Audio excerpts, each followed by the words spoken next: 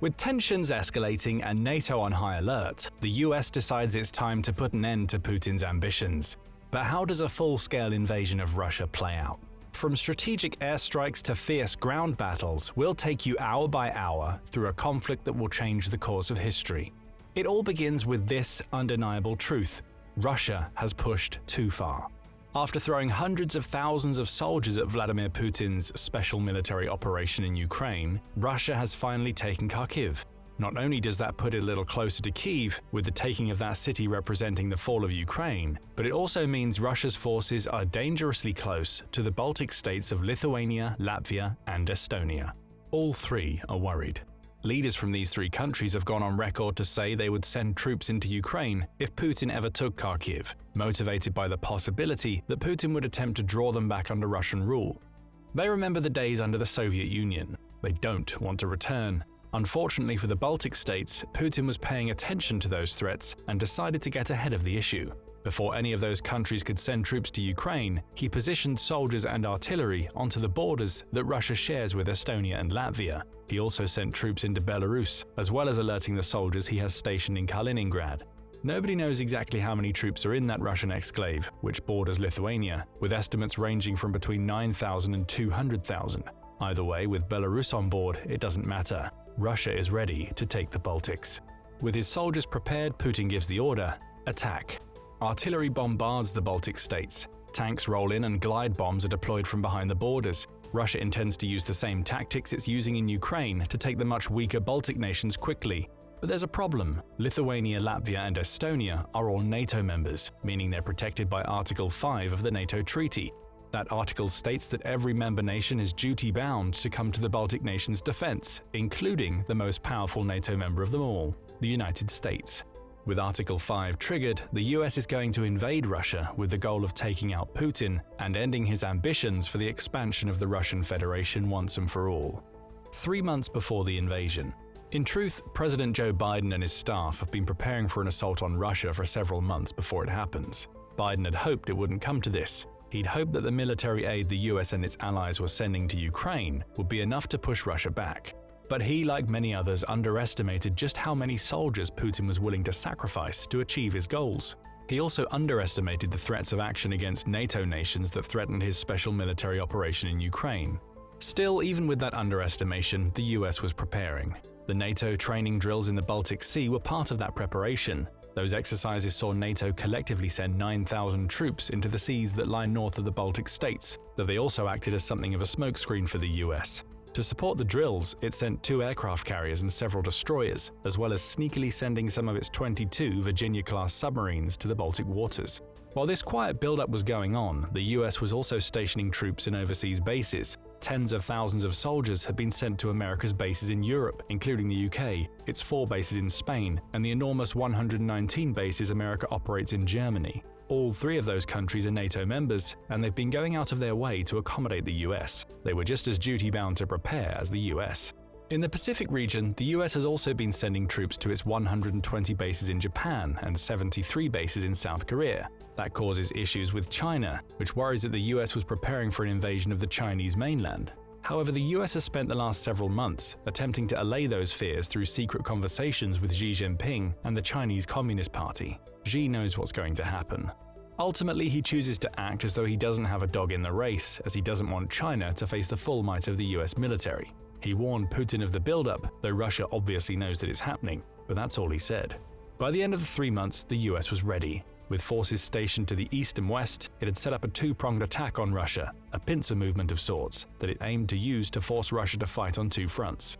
All it had to do was watch and wait for Russia to make a move that might trigger Article 5. The invasion of the Baltic states acted as that trigger, and the US went to work.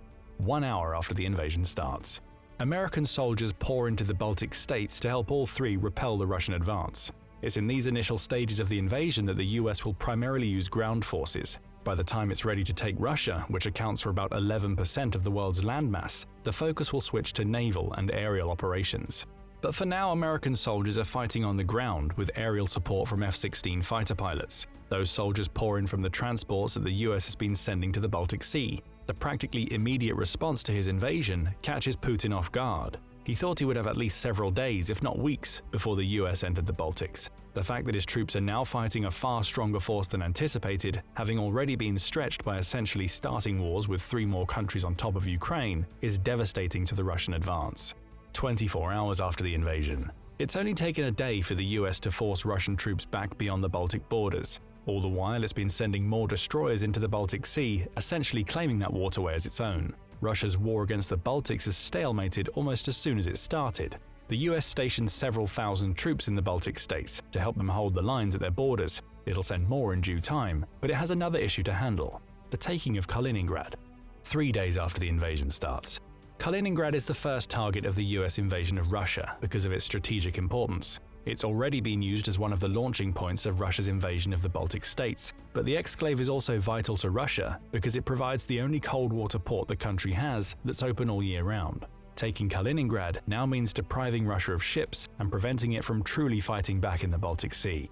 Then there are the nuclear missiles. Estimates vary on how many nukes Russia has stored in Kaliningrad, though Polish Foreign Minister Radoslaw Sikorski believes it may be as many as 100. That knowledge has led to Poland allowing the US to invade Kaliningrad via the exclave's western border, though it's the combined naval and aerial might the US brings to bear via the Baltic Sea that makes the biggest difference. Missile barrages are fired from a small fleet of Arleigh Burke-class destroyers, each a Raytheon Tomahawk cruise missile guided by a TERCOM-aided navigation system. At the same time, F-35s fly over the exclave, dropping GBU-31 JDAM bombs, which are dumb bombs converted using the JDAM system to make them precise enough to hit key targets. Airfields, stashes of military equipment, and command posts represent those targets, with America's goal being to cut off Russian support to an exclave that's already separated from the mainland. The missile offensive lasts for several days before the US sends ground troops into the exclave. Kaliningrad falls quickly, with Russia unable to send additional soldiers due to America's control of the Baltic Sea and Ukraine holding the front lines. 7 days after the invasion starts, Putin is furious. He's already speaking with his advisors about the possibility of nuclear warfare, only to be talked down from the edge. Kaliningrad was a big loss, his advisors tell him, but it isn't mainland Russia. Continue to fight conventionally for now. A new round of conscription is called, bolstering Russia's ground force by around 300,000 men. They are all poured into Ukraine over the coming weeks, with their goal being to keep pushing the front lines back so the US-backed forces in Ukraine can't reach the Russian border. It's a smart strategy for a ground war, but for now the US has a different target in mind. 8 days after the invasion starts.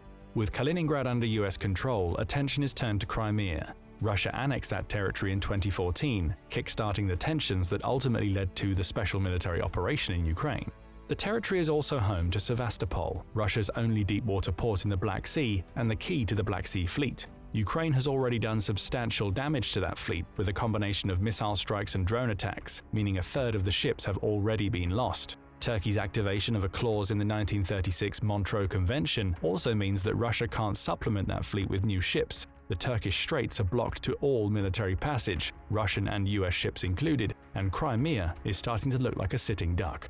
On the ground, Russia has taken advantage of the Kerch Bridge to send supplies and soldiers into southern Ukraine. The US has its next target, take Crimea, and Russia is restricted to the front lines created near its borders and through Belarus. Romania is key to the next attack. A NATO member since 2004, it's also home to Mihail Koganasanu Air Base, or MKAB, a key base for United States Army Europe's Task Force East. This rotating task force has, up until this point, been a rotating force of brigade size, with most of its members being provided by the US 2nd Cavalry Regiment.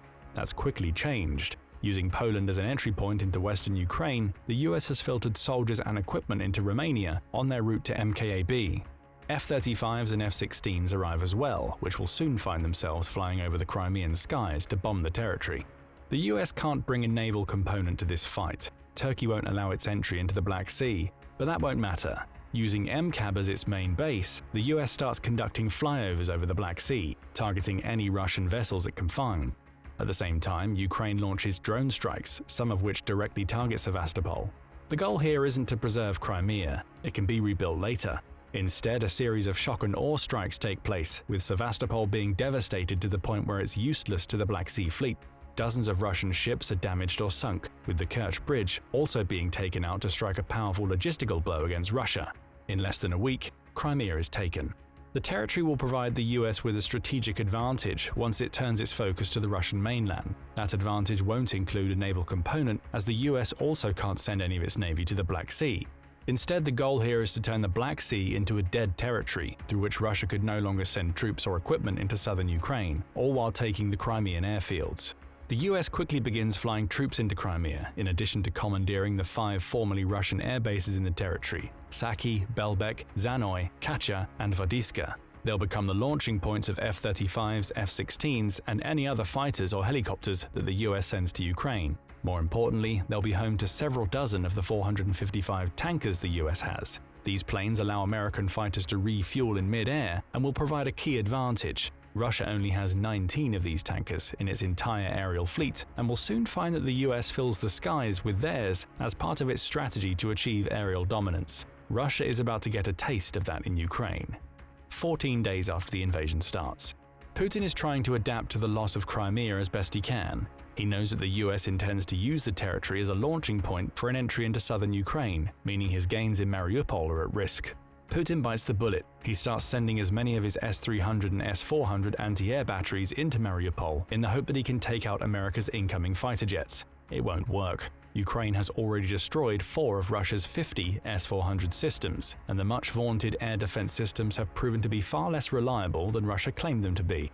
As for the S-300, it's a capable anti-air unit, though it shares vulnerabilities with its more modern cousins. Drone and missile strikes, both from within Ukraine and the US-held Crimea, target any of these systems that are identified while they're in transit. The US officially enters Ukraine. Mariupol is the first territory to fall back under Ukrainian control, with Melitopol and Kherson soon following. All are bombarded with constant attacks from America's fleets of fighter jets, with those attacks being coordinated with ground forces that move in on Russia's fortifications. The US is also now pouring troops into the Ukrainian mainland, with its soldiers heading wherever they're needed. The Ukrainian defense in Kharkiv is supplemented with American troops and fighter jets that have been flowing into Ukraine via Crimea. With Melitopol and Mariupol retaken, the US can now create a constant stream of aerial transports into South Ukraine, packing the country's southern region with soldiers. Russia is pushed back into the territory it holds in the Donbas Oblast. It isn't able to hold that for long. Though Putin is sending more and more conscripted soldiers into Ukraine, they're poorly trained. Russia's commanders have been able to rely on sheer manpower to overcome that problem in the past, throwing soldier after soldier at Ukrainian fortifications until they eventually fell. With the counteroffensive now being supplemented by aerial bombardments, those installed soldiers can't hold, and the recruits being sent in don't have time to learn how to use the S-300s and S-400s installed in these locations. Constant drone and missile strikes on these anti-air systems limit Russia's ability to deal with America's aerial threat, allowing the US to achieve almost total dominance over the skies of Ukraine. Russia hasn't helped itself here either. It failed to achieve aerial supremacy at any period during the war. While Putin deploys as many of his MiG-29s, Su-35s, and anything else he can send to try and engage the US in aerial dogfights, the reality is that none of these planes can match the F-35. Worse yet for Russia, America's use of aerial tankers comes to bear. Russian planes have to head back to base regularly, while the US jets can stay in the skies for longer. All of these aerial assaults are coordinated with soldiers on the ground, who push on Russian-held positions in concert with aerial bombardments unleashed by F-16s and F-35s. Avdiivka is retaken, as is Bakhmut. Donetsk and Luhansk follow, with Russia's soldiers being pushed right back to the border that Russia shares with Ukraine. 28 days after the invasion starts. Though fighting in Ukraine is still ongoing, America's use of Crimea to send in more troops as needed has allowed the country's soldiers to retake most of the country. President Biden is satisfied with this outcome and spends the next few days on the consolidation of America's gains. Kaliningrad and Crimea have fallen, with Ukraine almost totally back in Ukrainian control. Russian soldiers have been pushed back to their own borders, and the US will keep them there for as long as needed while it moves into the next phase of the invasion. But first, there's a problem to handle. Belarus. The country's dictator Alexander Lukashenko completed his transformation into a Putin puppet when he allowed Russia to stage part of its initial invasion into Ukraine through Belarus. Up to 30,000 Russian soldiers, many part of the mercenary group Wagner, entered Ukraine from Lukashenko's territory. He's even gone on record to claim that the only mistake Belarus and Russia made was that they didn't resolve this issue in 2014-15, when Ukraine had no army and wasn't prepared. He's not necessarily wrong, but now he's facing down the barrel of an American gun and knows that Putin is going to be far more concerned with defending Russian borders than he is with Belarus's. The 2,000 Russian soldiers and maintenance personnel Putin had installed at the radar station in Vilyayka and various Belarusian airports are already being withdrawn. Lukashenko has also had conversations with Biden and several of the leaders of European NATO member countries. All have gone down the same road. Belarus is next if it continues to support Russia. He had hoped that Putin stationing tactical nuclear weapons in his country would give him some leverage, though he's quickly reminded that the US has far more powerful nukes, as do its allies, France and the UK. He's also reminded that Putin has done nothing to support him since America entered the fight, essentially leaving Belarus to fend for itself, while the Russian leader shores up his own defenses. Lukashenko crumbles. So desperate to hold on to power is he that he assured the US it will face no Belarusian interference as it stages its main invasion of Russia. Not that the country could do much to retaliate, its army only has 63,000 active personnel, no navy, and very limited air power. Lukashenko knows he would be overrun in short order, so he steps out of the way. The US is now ready to start its full invasion. 30 days after the invasion starts. Putin is expecting the US to cross the border from Ukraine into Russia at any moment. That has him worried. Russia doesn't benefit from geography that could prevent this incursion. That's according to Konrad Muzyka of IHS Janes, who says the Russian borders are indefensible in the traditional sense. He points out that every invasion that's ever threatened Russia's existence, from the Polish invasion of 1610 to Hitler's attempt to take Russia in 1941, stemmed from the northern European plain. Putin assumes this will be the case again. After all, Belgium, Denmark, Germany, Poland and the Netherlands, which roughly make up this plain, are all NATO members. He also has to be wary of an attack on Arkhangelsk, which is an oblast in Russia's northwest that's easily accessible via Finland. Both assumptions are correct. However, the US has a far stronger plan than simply sending ground forces to these locations. As America fights along the Russian and Ukrainian borders, it turns its focus to Japan and the Northern Territories. Dubbed the Kuril Islands by Russia, this small collection of islands has long been disputed, with Russia having built 50 new pieces of military infrastructure on the islands since 2022. All are targets. Leveraging its many military bases in Japan, the US launches assaults on the Northern Territories. Its Navy and Air Force combine once again, barraging the islands with missiles that destroy Russia's infrastructure. The Northern Territories fall under American control, and with them, the Russian threat to the Pacific region is all but nullified. This is a major loss. Control of those islands, coupled with Japan's cooperation and China's lack of involvement in the war between the US and Russia, gives America access to the Northern Sea Route. The problem here is that the US Navy doesn't operate any icebreaker ships. Without them, the Northern Sea Route is only accessible during summer months, with winter bringing with it heavier ice, through which military ships would struggle to navigate. However, the US forces can call on the Coast Guards to send its 2 operational icebreakers, which were sent to Japan as soon as the US launched its attack on Kaliningrad. With the help of those icebreakers, the US is able to station several ships, including aircraft carriers, in the Northern Sea. From here, they'll launch attacks on Russia's Eastern Military District, which covers over 2.7 million square miles of the country's territory. The Amur Oblast, Buryatia, and the Sakhalin Oblast are among 11 districts that come under fire from American planes. Again, tankers play a key role, allowing US fighters and bombers to travel further inland into these remote regions. Of course, Russia attempts to counter with its Pacific Fleet, which includes the Primorsky Flotilla, the 40th Naval Infantry Brigade, and the 55th Air Defense Division. But none are strong enough, which is symptomatic of Russia's naval approach. Though it has one of the world's largest navies, Russia has always focused on asset numbers instead of ship power. The result is that America's ships, though fewer in number, are far larger, more powerful, and equipped with much better weapons. This is seen in the tonnage figures. Russia's navy totaled 2.152 million tons by the end of 2023, while America's fleet weighs in at around 4.5 million tons. The naval battle in the Northern Sea Route plays out in America's favor. That's not to say that the US takes all of East Russia. The territory is far too large to land enough people, but it's able to conduct constant bombardments of Russia's east aided by its own Pacific Fleet. Russia now faces a war on 2 fronts. 35 days after the invasion starts, Putin is drawing ever closer to pressing the nuclear button. Though the US hasn't truly invaded Russia's mainland yet, the Eastern Military District is thousands of miles away from Moscow, he has suffered loss after loss. Kaliningrad has fallen, so has Crimea and the northern territories near Japan. As damaging as those defeats have been strategically, they've also wreaked havoc on Putin's popularity at home. He is a leader who has built his 20-year-plus reign on the strongman image, a man who could not only protect Russia but capture territory on its behalf. That image has been severely dented, creating morale problems at home. The military desertions he had seen in Ukraine, which number in the tens of thousands, are intensifying, leading to another round of conscription. Putin still holds out hope. Russia's cold winters are the key reason why it's never been completely defeated during an invasion, and he hopes they, combined with the country's sheer size, will play a similar role as the US advances. But if that's the case, why isn't the US sending hundreds of thousands of soldiers in via the ground? 40 days after the invasion starts. A concerted attack on Arkhangelsk has begun, with the Lagta airbase being the primary target. American bombers are supported by F-16s and F-35s, with those bombers destroying military installations as they rove over the skies. The US has also taken advantage of Norway, Finland, and Sweden's proximity to the White Sea to send more ships into Russian territory. Murmansk is assaulted to the west as the attack on Arkhangelsk is ongoing, with a naval battle also raging in the Barents Sea. Again, Russia's lack of naval strength comes into play. Though it's able to send more ships into these waters than the United States, those ships simply aren't powerful enough to contend with the destroyers the US sends to the fight.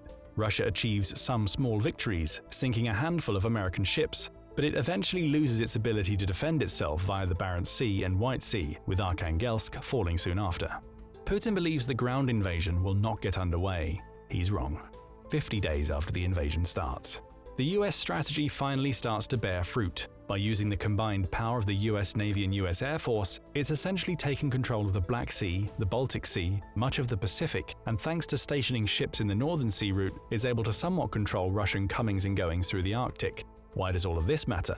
Beyond limiting Russia's ability to use its own navy, it's resulted in the US essentially boxing Russia's forces into their own country. American soldiers continue to slowly advance from Ukraine, pushing Russia further back from these borders and closer to Moscow. But far more damaging to Putin are the strikes the US starts on Russia's oil terminals. There are 19 of these terminals, including the port of Primorsk in the Baltic Sea, all accessible via the Baltic states. Another 18 are in the Black Sea, with the US helping Ukraine regain control of its own territory and Crimea allowing it to start bombing runs on those terminals. Another 10 terminals are on the Pacific coast, with 8 being in Vladivostok, another key American target. Finally, the 10 terminals located throughout the Arctic are disrupted by America's presence in the Northern Sea route.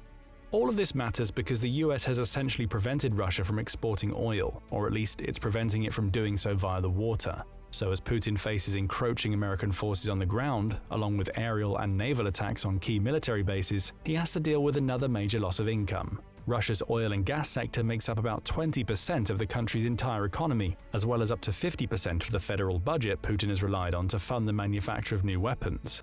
Russia's defenses are weakening, aided in no small part by the fact that Putin had already burned through much of the country's Soviet stockpiles while invading Ukraine. Newsweek reports that over 16,602 tanks and armored vehicles were lost before the US invaded, along with 12,000 artillery pieces. Many more of each have been lost since, and Russia's manufacturers aren't able to keep pace. The US keeps pushing the front lines back, drawing ever closer to Moscow. Worse yet for Putin, Ukraine is also sending soldiers to support the Americans, though most are focused on the rebuilding effort currently going on in their own country. 60 days after the invasion starts. So weakened by the Ukraine war is Russia that it hasn't been able to put up much of a defense as it otherwise would against the American invasion. But Putin still has a trump card to play: nuclear weapons. A staggering 5,580 of them, in fact, 1,549 of which are strategic warheads, of which hundreds are targeted at key American cities. But Putin also knows that the US has a similar number of warheads ready to go, 5,748 of them, with 1,419 being strategic warheads. Annihilation of both countries would result if Putin pushes the nuclear button, with Russia also likely to be targeted by the 290 nukes in France's possession, as well as the UK's 225. And it's at this point that we turn the outcome over to you. Does Putin push the nuclear button at this stage, or even earlier in the war? Or does he see what will happen to Russia if he does, and decides to try to negotiate peace with the US? Tell us what you think in the comments, and thank you for watching the video. Now go and check out if China and the US go to war, who loses hour by hour, or click this other video instead.